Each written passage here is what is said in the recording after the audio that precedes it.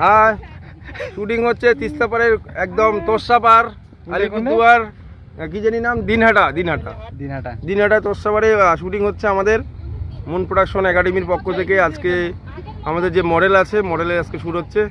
দেখো আমাদের মডেল কিভাবে র্যাম শো করছে, একটু দেখে নাও।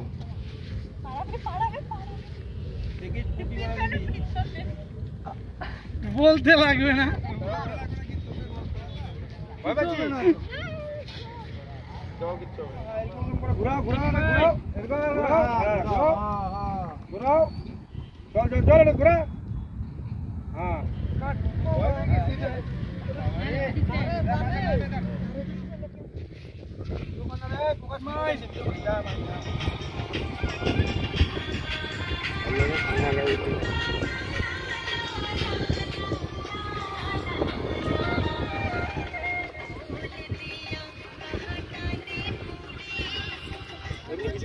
গাইস আমার শুট কমপ্লিট হয়ে গেল আর ওরা দেখা দিয়েছে শুট খান কেন হয়েছে না হয়েছে।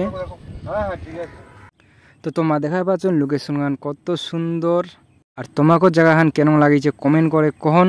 আর ইতি সন্ধ্যা হয়ে গেছে তো আমার শুটও কমপ্লিট। তো আমার যাওয়া দিয়েছি বাড়ি। তো নেক্সট ভিডিও দেখা হচ্ছে, টাটা।